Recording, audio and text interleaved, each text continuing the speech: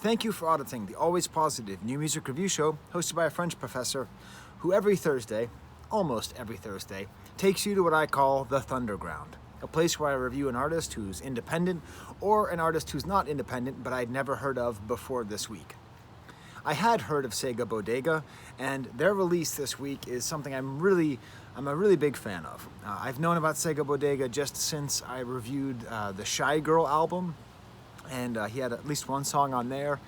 And what I really like about this release is, I'm trying to, as an old guy, right, a guy in my mid-40s here, I'm trying to stay up on music and see what's happening. And it's really interesting to see schools of thought and styles and stylistic choices and sort of social things coming together. So at the same time as there's this kind of post-punk movement kind of forming itself, and there's this underground rap movement that seems to be taking a certain kind of shape, there is definitely an electronic, avant-garde, hyper-pop moment where producers like A.G. Cook, producers like Sophie, producers like Sega Bodega are making this music which is very aggressive, somewhat unsettling, but ultimately very agreeable and very poppy. Quite often it is sort of fluid in its gender or its sexuality. All the sort of mores of society around those, the old-fashioned mores of society seem to be going away. And that's what we have here with this album by Sega Bodega, Romeo. Now, before I get into the album in specific, what I want to say about it is something that I noticed right off the bat. And I'd say Sega does this better than anyone else in this lane of music, right? In this sort of Arca, A.G. Cook, hyper pop, whatever this is. Stuff which seems to be designed to make old guys like me go, this isn't music, but it's actually quite good when you pay attention to it. I'm sorry, is the sun setting behind me? Is some kind of beautiful suburban thing happening behind me while I'm talking to you? The thing that I like about this is its balance of delicate and jagged. It's a very delicate, very gorgeous, very warm album that's also very pointy and very upsetting. And we can hear that in my stamp. For every album, I give you an example song, a piece of homework. I'm going to put a link to it up there in my old willow tree. The song is the first track off the album, Effeminacy. Effeminacy. I can't say that word. Effeminacy? Hey, I pronounced solipsism correctly last week, so cut me a break. What I found interesting was there's an article on the website Paper in which Sega Bodega, which, by the way, best name in music? Do you get a better name than Sega Bodega? I don't think you can. Sega Bodega goes and explains every song. And what they said about this song is exactly what I felt about the whole project. I listened to the whole project, I tracked down the lyrics, and I said delicate yet jagged. He said balance of aggressive and calm. Take a listen to this song. The amazing mixture of sort of this backwards and chopped opening, this kind of trashy beat comes in with the sound of like a guitar being tortured. Then it gets this very high BPM part, the voice gets all chopped up and altered, and the drums keep building up. And then there's this chorus, which just flies. It's just so beautiful, this chorus. And everything's kind of chopped up. Celestial boy, I just want to find the sky. I go simmering below, these sweet synths underneath. And then there's this sort of constant back and forth between the jagged and the delicate, between the aggressive and the calm. Leads into the next verse, which is very aggravating. The bass faster and faster, leading into the sweetness of the chorus again. This time, the production detail has a little bit of a piano underneath it. And the way that voices are manipulated and chopped up and made aggravating by hyperpop, I understand why it took me a while to get into. But when it's done like this, you can't make voices more beautiful. It's a way of manipulating the human voice in the same way that a computer can manipulate noise, and it does it in a weird and beautiful way. Just all the way throughout this song, all the way throughout this project, moments of peace and joy over this kind of jaggedy metal O. At the very end, there's kind of a harder part with these words kind of going back and forth. And then the theme of the entire album, you don't own a feminine... God. Sega Bodega. Effeminacy? Effeminacy. You don't own effeminacy, do you? What does effeminacy mean to you? I feel like a delicacy. So again, these questions of what is masculine, what is effeminate, what does it mean? What does it mean to you? What does it mean to me? Wait, is he asking me? Is he asking the audience, what does effeminacy mean to you? Huh. I probably have a lot of weird, kind of misogynist, homophobic reactions that come first to my head that I've had to work through, after my upbringing, which is not the most open to questions of gender and sexual fluidity. I don't know. That's a good question. Next song, Angel on My Shoulder. I have it totally stuck in my head. A great kind of hyper-pop ballad, distorted and sweet, chopped up organ sounds. The chorus is just, angel on my shoulder, it could be you, do do do do, do do do. It's apparently all about the idea of like people who you've never met who could be your friends, which is interesting. There's a production note here where the amen break comes in, the famous basis of all jungle music comes in, and then at the end there's this clapping bit, and nice kind of play between a digital drum noise and an acoustic drum noise. All My Friends Think I'm Too Young for You is a great title for a song. Maybe all your friends think that you're too young for me to review you, but I enjoy this album quite a bit. Garbling and sort of upsettingly slow song in the beginning. Has a nice kind of breakdown there, which according to him was his nod to early garage. I don't know. But there's a sweet kind of like, a real sweetness to it, a sweetness throughout this album. I'm sorry, I have to keep moving around my notes because the wind comes. I don't have a script, I just have notes. And I have to be careful because my notes will go flying off into my creek. I have a creek, by the way. That's what a bourgeois pig I am. I got Squeaky Creek. There's some trivia for you. What is the name of Professor Payne's, of Doctor's, what the hell is my name anymore? What is the name of Professor Sky's creek? Squeaky Creek. Next song is called I Only See God When I Come. A very sweet feminine voice here, a sing-songy melody, gentle themes of heaven and hell. I don't know how you can have a gentle song about heaven and hell, but that's what this is here. Reminds me a little bit of Sade in a way, and just the way the voice floats over everything. Kind of aggressive drums at the end, even though the rest of the song, the drum's a little bit lighter. It's a hilarious title, I Only See God When I Come.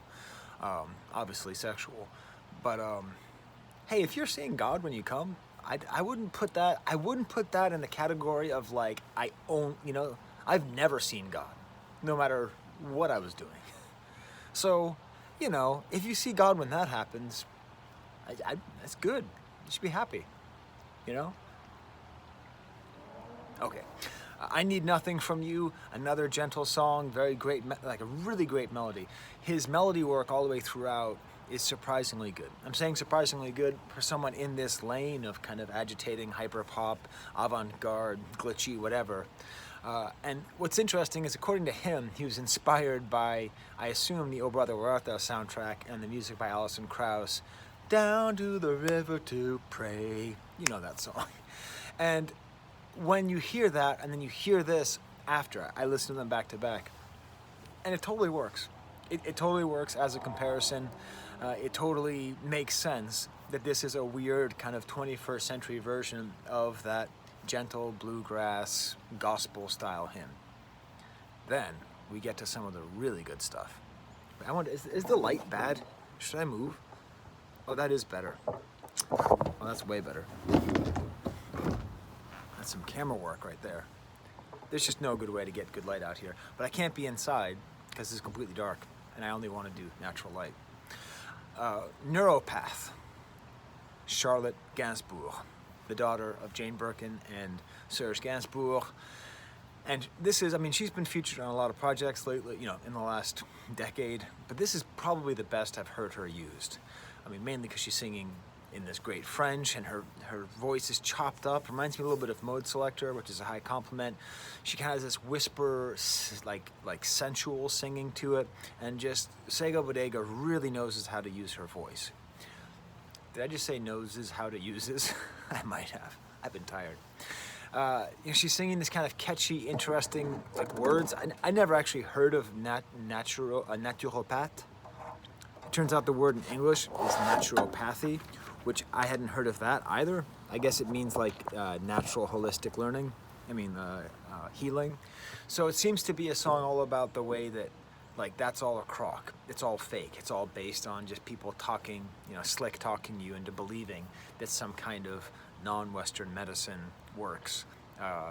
But it's nice. Naturopathe, ensorceleur, vous êtes un bon baratineur, je vide mon sac, je sors ma bile.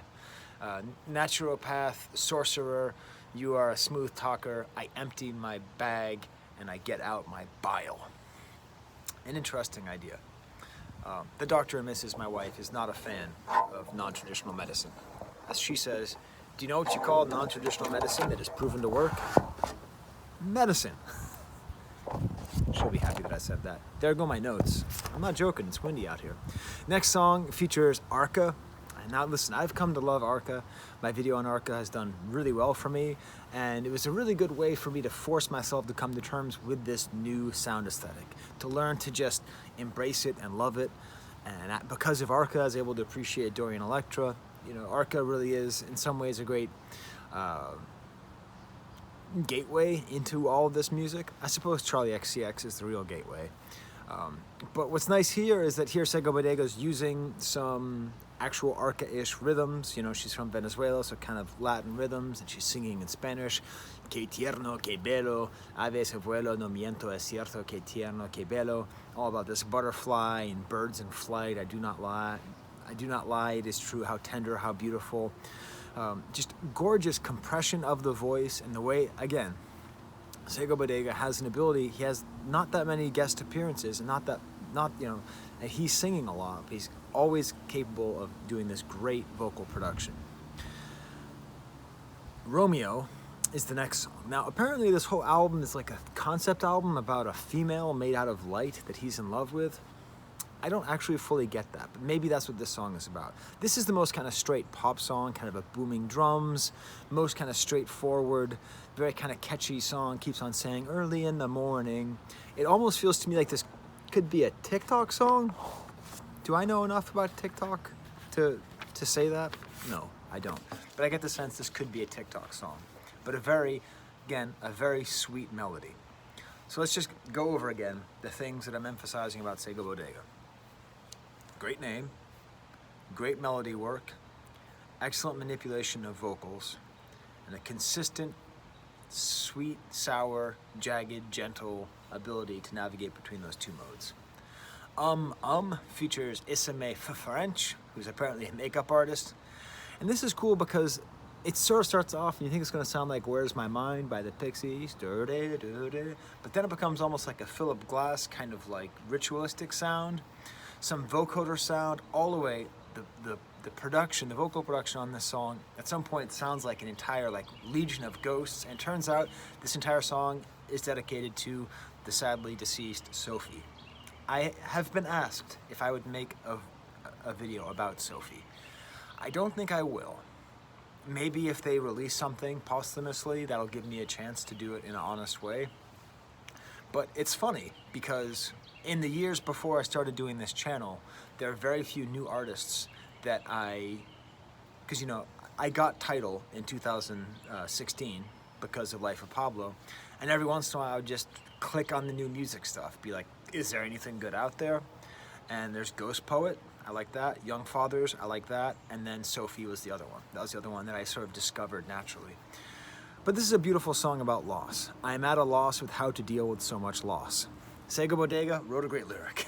I mean, in general, the lyrics are not terrible, nor are they sort of gorgeous, but this song really is a great song of mourning because it has this lushness, this ability that Sega Bodega has to create this warmth, and what really sounds like a requiem. See you in the sunshine, see you when the rain comes down, I see you in everything, even though you're not around. Simple, straightforward mourning. The song ends with the track Lucy, which is sort of the most hyper poppy song here. Still very sweet voices, forwards and backwards. Almost a kind of childish melody, these kind of chopped up voices. And apparently this is his great love song to his imaginary person. Take my jumper, Lucy, I'm blinded by your beauty.